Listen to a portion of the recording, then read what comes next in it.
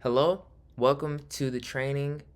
Today we are going to be breaking down some threats that are posed against our organization and understand what we as an organization need to be aware of to best protect our systems, personnel, and the future of the organization. So the greatest threats that we've determined are posed against our organization are going to be script kiddies, insider threats, cyber criminals, and cyber terrorists. Each of these threats or threat actors can be identified by their goals and also the level of sophistication that they use to conduct their attacks. So, script kiddies are going to be those novice hackers who carry out cyber attacks with the use of pre written scripts, and they don't have a very deep understanding of attacks of even the scripts that they're using. Typically, they might find a script from a public forum and just launch it in order to see what the script is going to do. These attackers do not have a high level of sophistication, and they typically are not a super huge threat to our organization. However, as we're going to dive into later, we'll see that they can also cause damage simply because of their presence and their desire to do things that are malicious, even though they don't understand what they're doing. So the next threat actor on our list is going to be insider threats. Insider threats are individuals internal to the organization who either knowingly or unknowingly perform adversarial actions on information systems or even to documentation for that matter.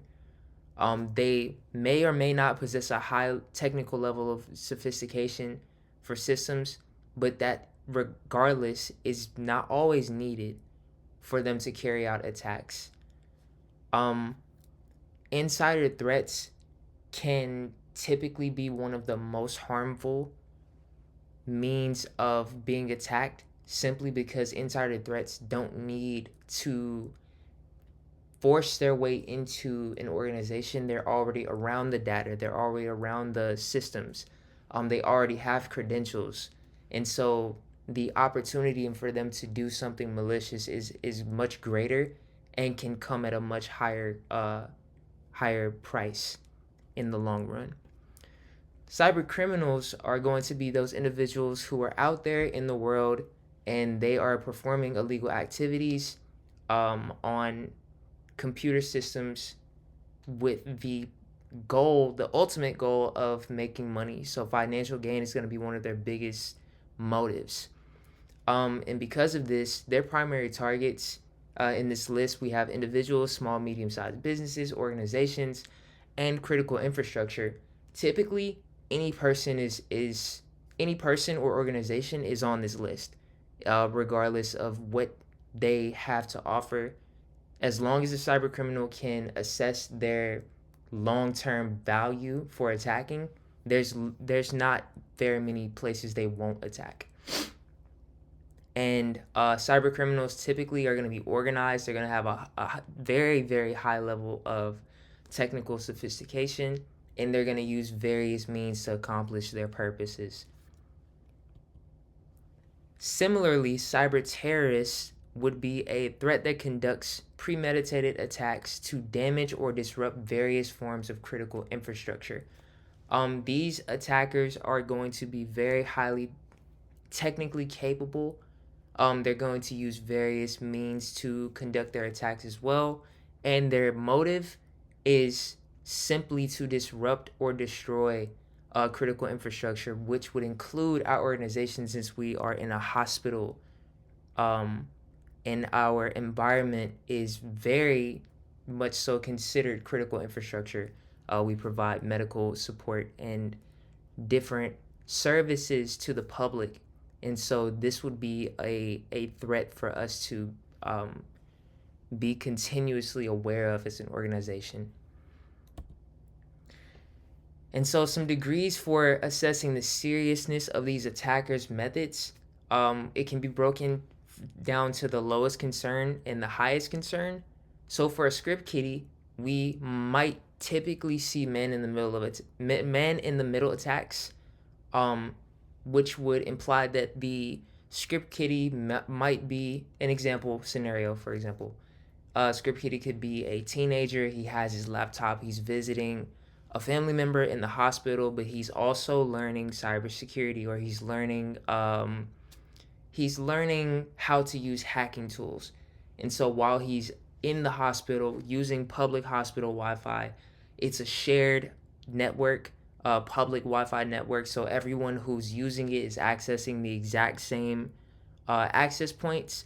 Therefore, the script kiddie would launch something that would allow him to insert himself in between those individuals, or and sniff their traffic as they're browsing, or whatever the case. And so this is a low concern attack. However, it still exists.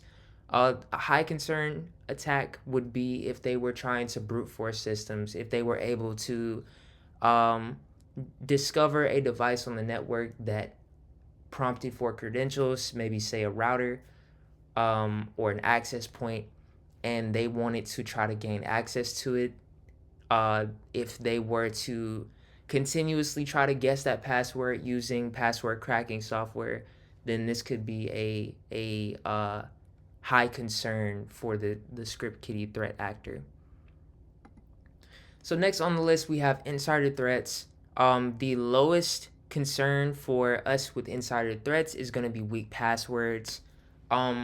This is a low concern mainly because weak passwords are not going to be allowed.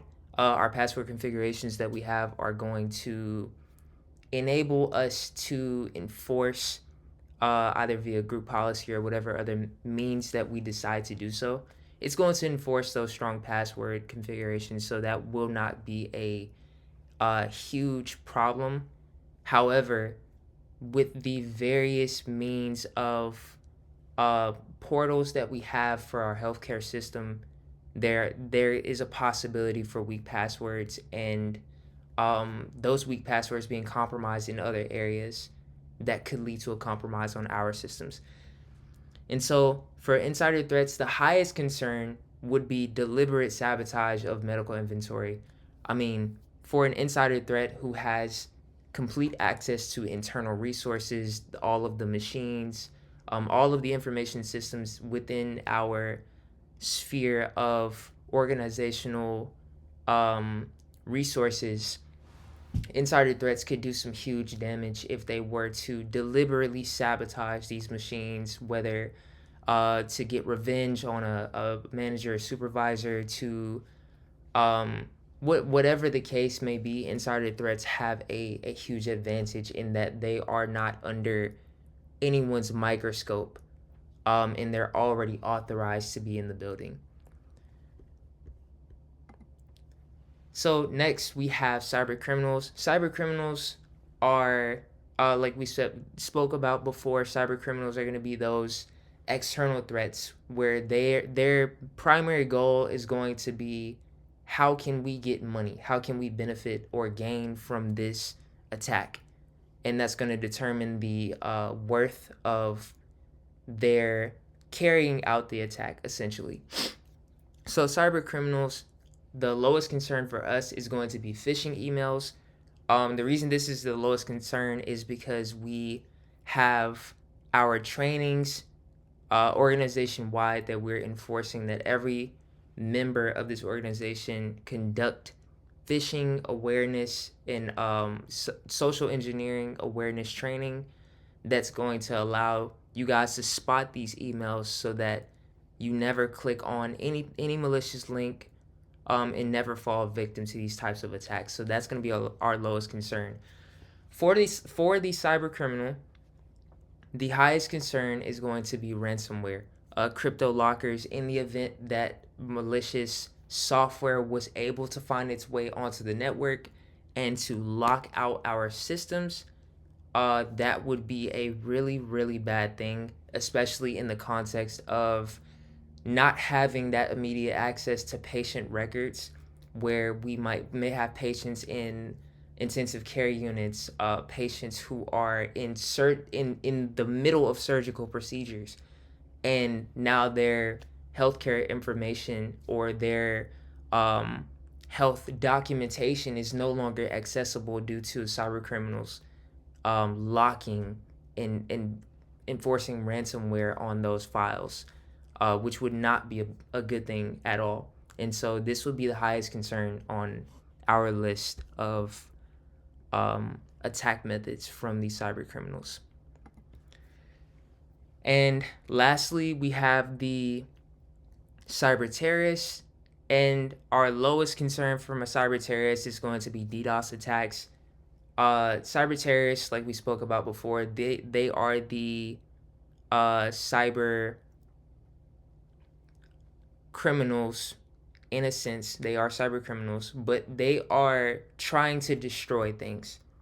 And so the DDoS attack, which is a distributed denial of service attack, is essentially going to be when these cyber terrorists have access to a wide range of hosts in different locations.